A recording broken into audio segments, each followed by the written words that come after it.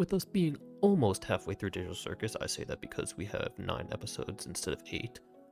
The question I think on everyone's mind is who is going to abstract next. We saw Kaufmo was the most recent abstraction, but that was all the way in episode 1.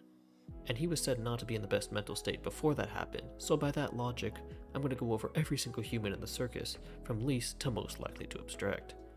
If you like this video, make sure to like and subscribe of course, and drop a comment on your rankings/predictions for the next unfortunate abstractee in this digital hell. With that all out of the way, let's get into the ranking, starting with number 6. That's right, I think the least likely character to abstract in the entirety of the circus is Kinger. We've seen his episodes, so we've delved into him enough to say with certainty he is not a likely candidate. For starters, he straight up can't remember anything unless he's in the dark. It's kinda hard to go insane if you can't remember what you're going insane about. Along with this, his go-with-the-flow attitude makes him very adaptable to whatever the circus throws at him, even if it is fallen angel ghost monsters.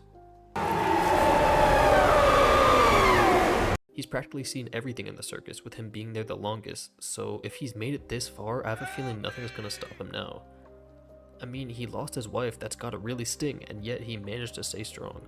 For these reasons, along with his general knowledge of how the circus works, I think he is by far the least likely candidate to abstract in the entirety of the Amazing Digital Circus. Zooble is a tough one. It's hard to know for sure what's really going on inside of their triangle-shaped head, but one thing that is made abundantly clear throughout the episodes is that they are able to brush off most of what's happening, and do what's necessary even if they don't want to. When it comes to Kane messing around, they're always the one to step up and point out the issues. In episode 4, they're really the only one doing the adventure right, and is the only one to take the initiative to help Gangle out when she needs it. They're also smart enough to stay out of trouble if they can. We see them try to skip out on the adventure in the first episode and successfully do it in episodes 2 and 3. However, they are below Kinger for a few reasons. First, they're the most recent member to come in Circus besides Pomni, so with this recency in mind, they wouldn't have gone through as much as some of the others, so it's possible they've yet to face their biggest challenges. Also, the insecurities about their body and Kane seemingly not listening would tick them off, I imagine. While Zooble is able to brush off most things, Kane is one thing we see Zooble actually get pissed about. If anything will push them over the edge, that'll be it, and this is why they sit at the number 5 spot and not 6.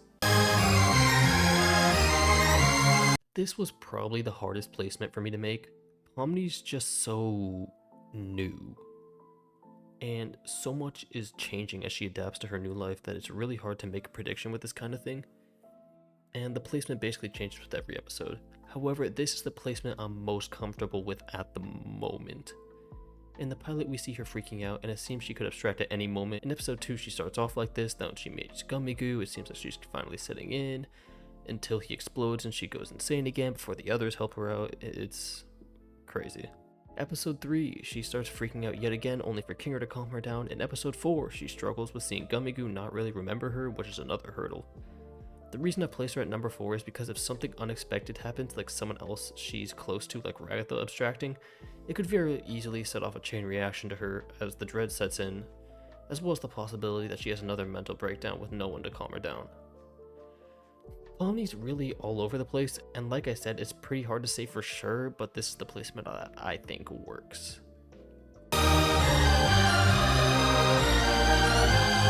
This is admittedly a bit of a prediction, even more than this video requires there to be.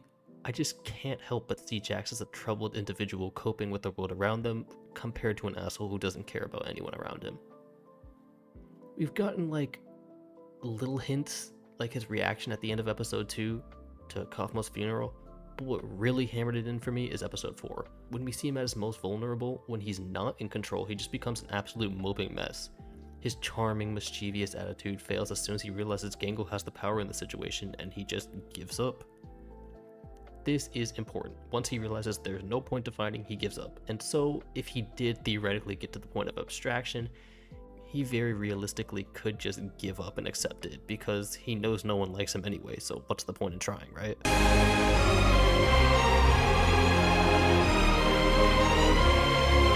I think the second most likely character to abstract is Ragatha, but she could easily move up to the first as we know more about her. For starters, she's never really transparent. She always hides what she really feels. Gangle says this in episode 4, as well as the stupid sauce she got high on in episode 4 as well. Oh, Ragatha. I love her, but after a while it gets kinda hard to tell how genuine she's actually being. Making her say her real feelings, such as Happy Gangle being annoying to her, being upset that Pomni likes Gummy Goo more than them, and that she doesn't actually like Jax, but she wants Jax to like her. Stuff like that.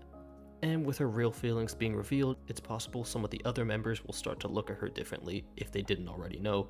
Also, knowing how she likes to take the burden for problems. We actually see this happen in the pilot. When Kaufmo attacks her, instead of assuming it's because he's abstracted, she assumes it's because she didn't laugh at his jokes one time. Once again showing us how she blames herself for the things that aren't actually her fault. If another character goes crazy, like say for example this next character that's number 1, then I can definitely see her being the one to go next. However, of course, there is only room for one at the top spot, and for me, I think that is...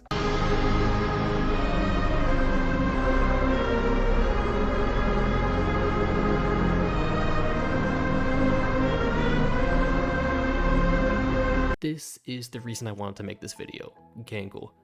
I believed she was most likely since probably even around the time the pilot released, but with this episode, episode 4, her episode being out, it's not hard to see why she will be the most likely. Look at this scene near the end.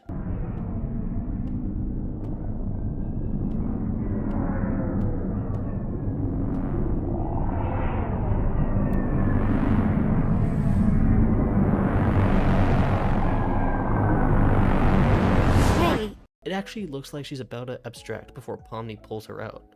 She takes an absolute beatdown of insults in this episode, so her self-esteem is way lower than it was even before the episode. Plus, there's the truck scene. Now, originally I misinterpreted this as her purposely doing it, but in reality it was her doing it on accident because she wasn't paying attention. This can still be used as evidence, however. Once the shift is over, she feels free.